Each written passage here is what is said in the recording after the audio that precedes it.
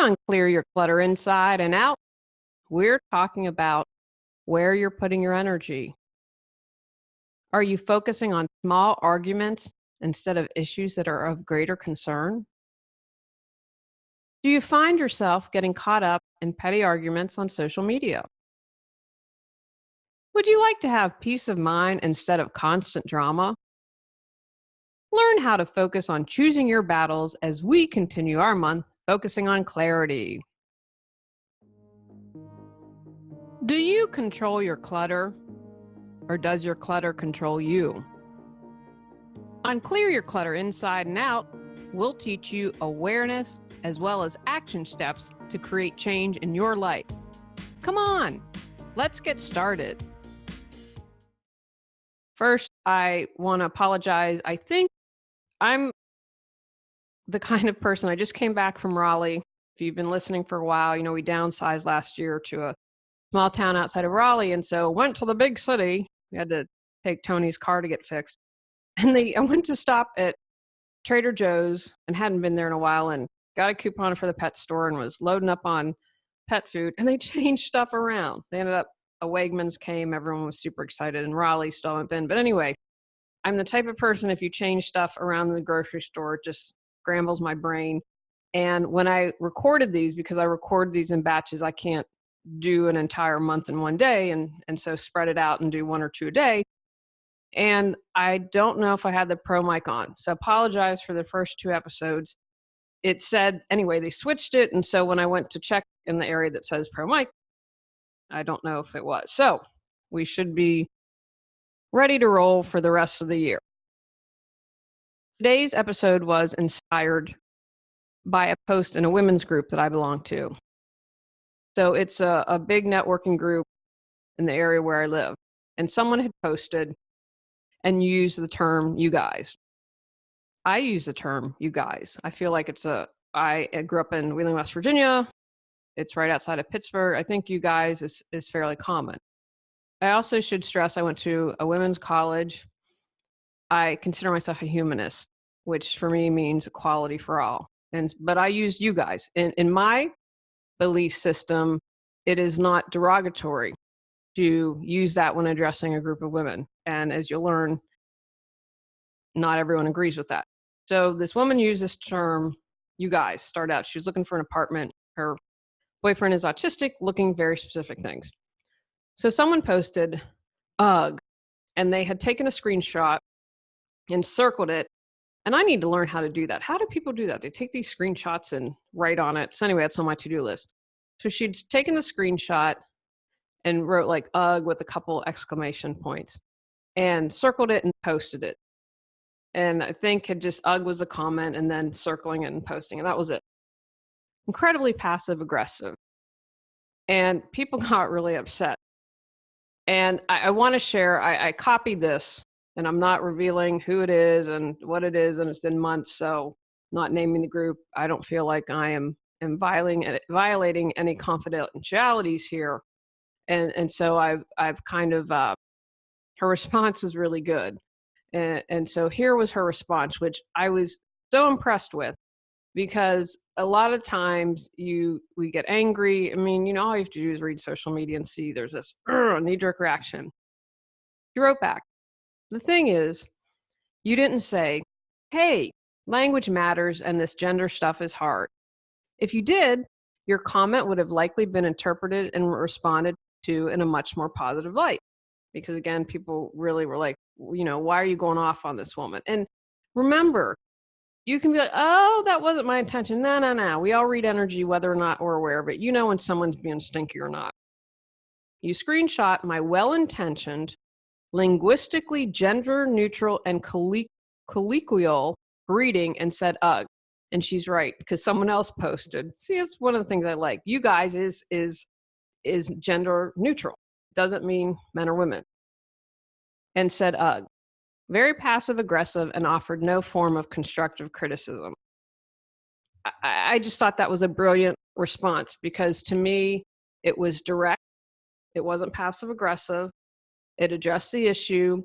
She stated how she felt and responded. And that was it for her. And I think she turned off comments, and that was kind of the end of it. Now, because I'm in this group, this particular woman who did the UGG posts a lot, and I actually got removed. I posted, it was something The Rock had done, and he was talking about, he was really funny, and someone said, oh, The Rock said this. And The Rock was like, that's not my style.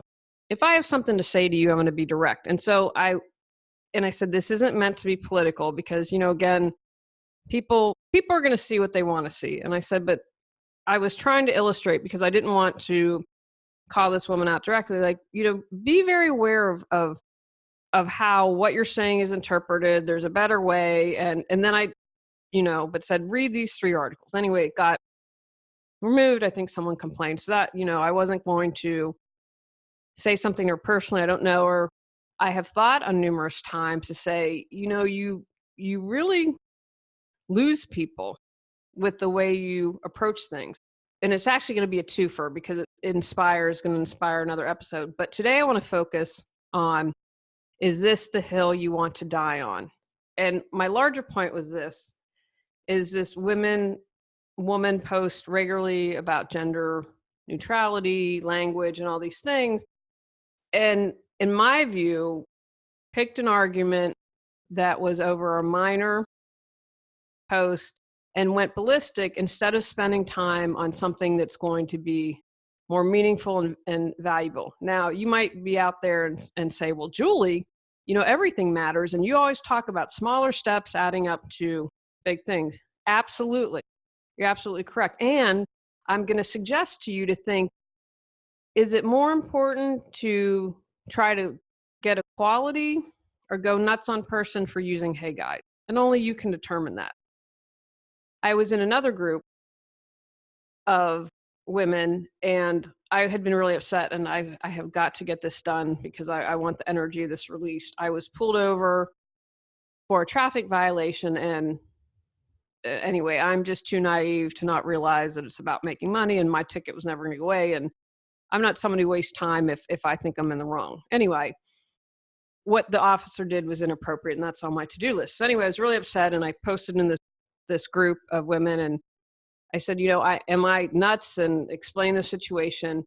And then someone said to me, is this the hill you want to die on?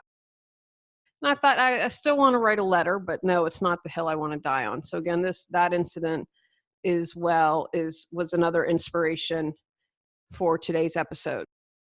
So for me, here in North Carolina, in the world, in America, there's so many other things to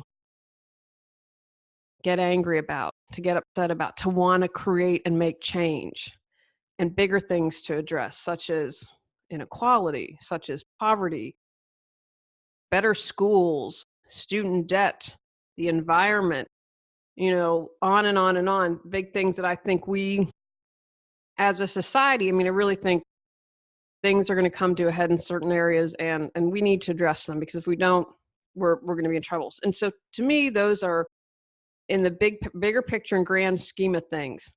And I want you to ask yourself, when you're on talking to someone or having a video exchange or on social media, is this where you want to put your time, effort, and energy? And again, no right or wrong answer. I share with you my life experiences with the hope that you'll have an aha moment, something will resonate with you. And I don't expect everything to. But I think of all the mistakes I've made in my life and all the energy and time I've wasted. I've shared personal things. I always share personal things on this podcast. And I know if I'd look back 5 years ago, probably even a year ago, I'd be, oh, Julie, why? And it's one of the reasons why I've stepped back on social media. That post kind of for me is like, man, you know what? I need a break from this group, because it's just so insane. We are spinning our wheels. We are wasting energy on stuff that really doesn't matter. So is it the hill you want to die on? And that goes back to, not everything can be a priority. What matters the most to you? And whatever is not the priority, whatever is insignificant, is clutter. And we're all about clearing clutter on this podcast. because I want you to reawaken your brilliance. I want you out there sharing your gifts with the world because we need you. We need you more than ever. Is the argument on Facebook of someone using you guys really that important? Is that going to make a difference to you tomorrow? A week from now? A month? How about a year? Are you going to even think about that? I saw another incident recently, and people had a right to be upset, and I get that. And I'm about honoring your feelings and feeling your feeling. But the vitriol that followed by a few people was off the chart. The anger and what people were saying did not match the offense. As an example, if you litter, chopping off someone's hand is kind of an extreme punishment. That's the best example I can think of to tell you. And again, is it that important to attack someone, to shame someone for what was a minor offense? And to quote the great late Dr. Wayne Dyer, don't get offended easily, or use someone who's offended easily. So think about that. Again, is this hill that we're thinking about, do you want to die on? When we do this, it takes up your time and your energy. When I think back, and I have to just have love and compassion for myself. I'm on a journey like the rest of us. And I think sometimes when people who do their personal work, who are on a spiritual, perhaps religious journey about being the best they can be, always trying to improve their lives, we hold ourselves to a really high standard and get really easily angry and upset with ourselves. Like, why? I should know better. I should be better. And you're human. So I have a lot of compassion for the woman I was in my 20s. And for me, thank goodness we didn't have Facebook back then. I'd probably be in trouble. But I know I would have in the past wasted a lot of time and energy and a lot of effort on stuff that was stupid. But for me, that was part of a distraction. You know what? I really don't want to deal with this pain. So I'm going to just be distracted over here on stupid stuff. How much effort do you want to spend? Is that how you want to spend your time? Do you want to go around like the woman who inspired this episode and police everyone? First, you lose people for your cause when you do this, but I would be really exhausted if I had to go around and police the world. I would just be tired. And don't get me wrong, I am in this with you. I am constantly looking at where am I doing this? I talked about people stealing your joy on the little mini episode.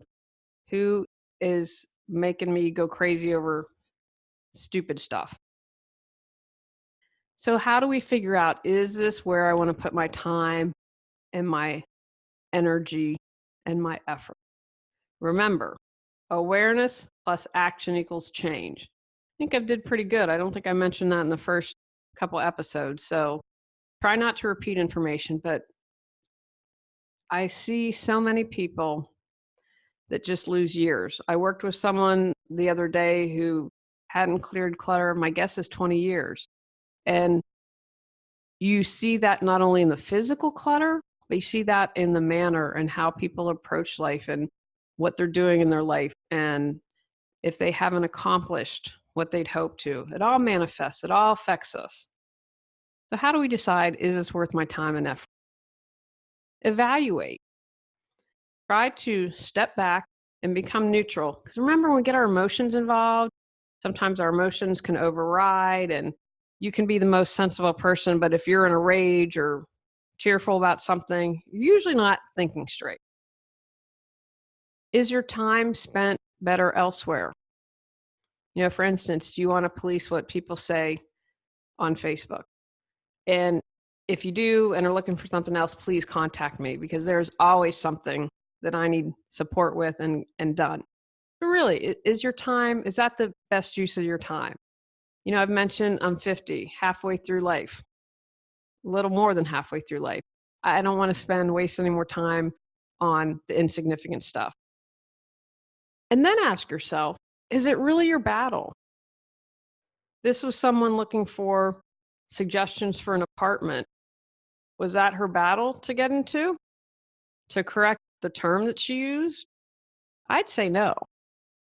And I think there is such this sense of self-righteousness, and self-righteousness comes from a wound. Let's not forget that people feel the need to take on everything, and it is emotionally, mentally, physically,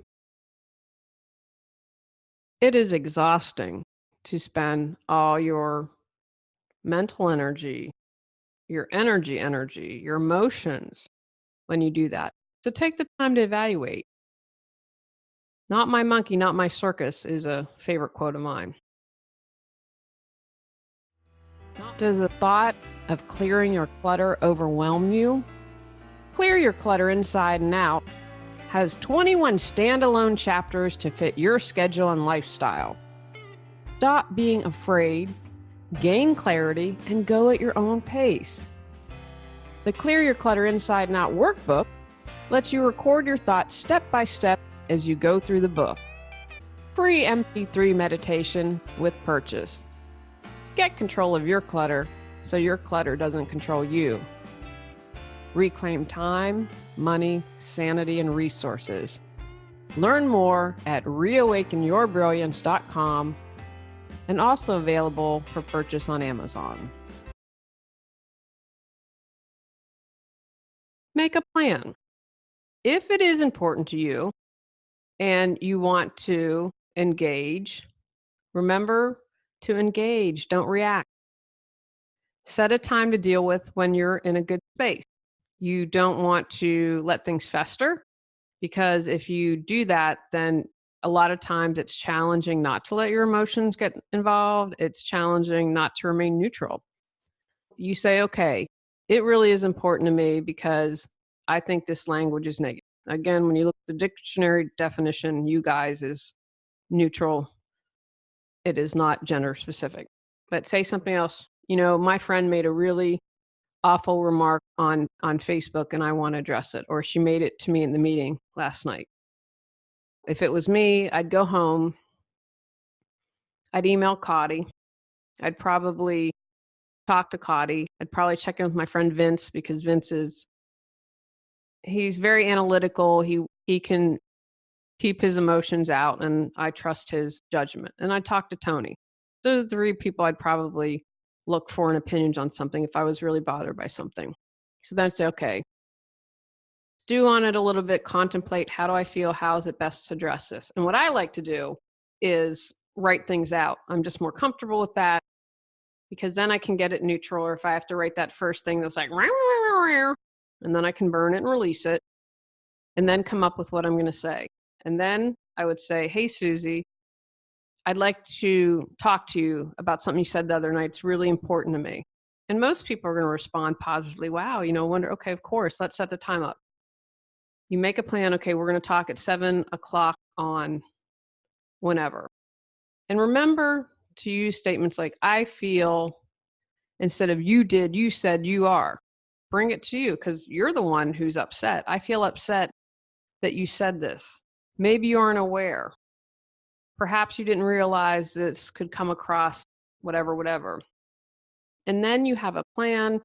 You are in a good space and you can address it. You're not just going crazy and nutso, and you're coming from a place that you honor your emotions. You're not just going off, going crazy. And when you approach people like that, you have a real chance that they may listen.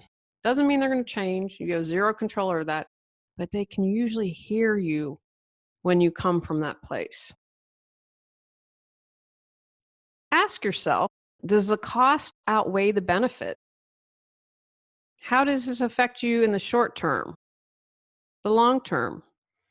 Maybe the conversation with Susie will have a short-term effect where she says, oh, yes, Julie, I understand what you're saying, but maybe it damages your friendship long term.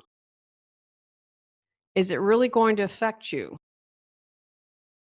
whether you do something or not? I'm passionate about animals. Trapping innocent animals isn't okay with me, especially when you don't check in and you've taken your neighbor's cat and almost kill it. I couldn't not say anything to that. Are there long-term consequences? Yes, but I can live with that. If someone doesn't like me, turning 50 has been really freeing.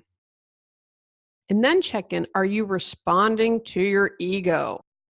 As I was writing my book, my uncle in the introduction and explaining ego, he's like, no, no, no, or it's, my intuition always hasn't been right. And I was like, hey, great feedback, because I'm going to address it. And I talk about that. And I say, when you're in tune with your soul, that's the right thing. If you've been quote unquote wrong, that's a whole other discussion. You probably were checking in and listening to your ego instead of your soul. So ask yourself, am I responding to my ego? I want to correct this person about you guys because I'm right. I am superior.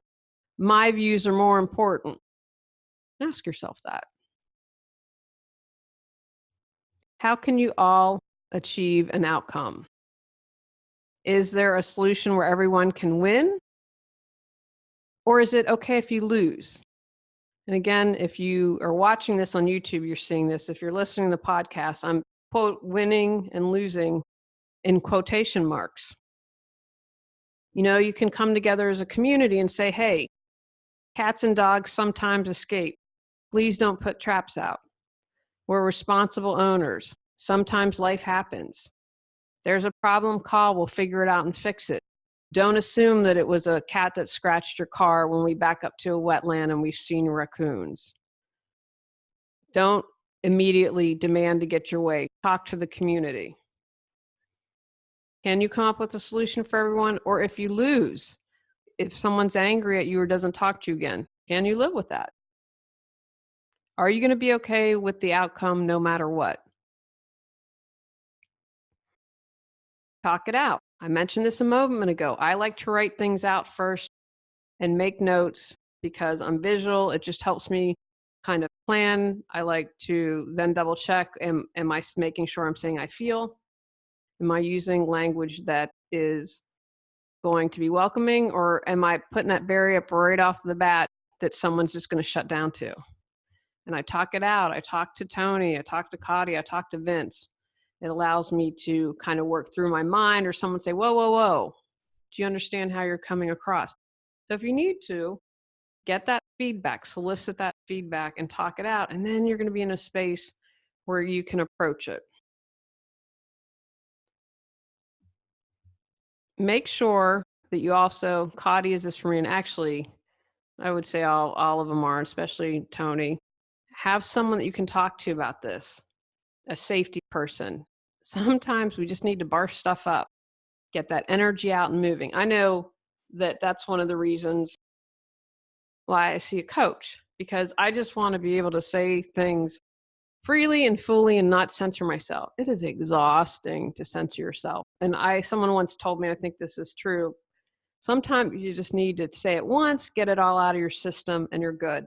Maybe you're not going to have a talk with Susie. Maybe you're not going to respond on Facebook, but just like, bleh, and you barf it out. And you can say to the person listening, I know I can say no matter what I'm going to say, and they're not going to judge me for it.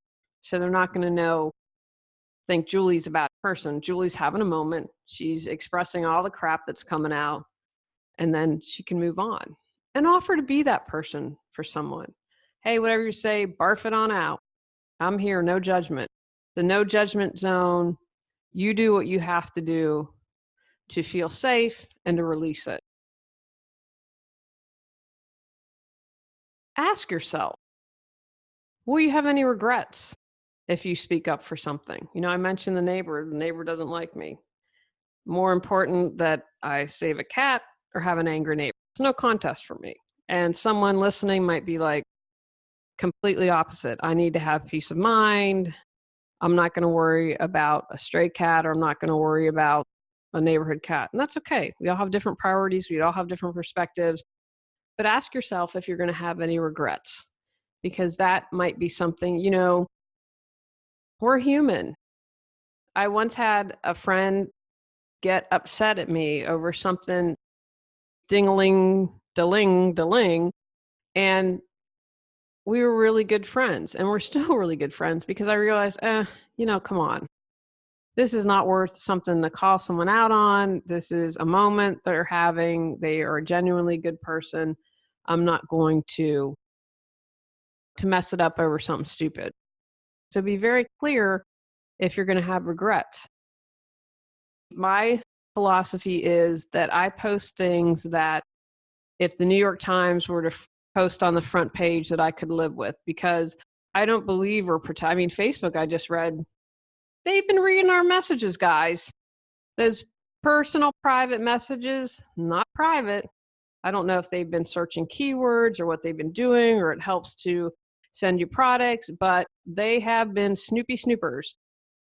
So I take social media, and again, like everything that I do business-wise, because I have a personal Facebook page, which is really, but it's public. So anyone can follow me, can read it.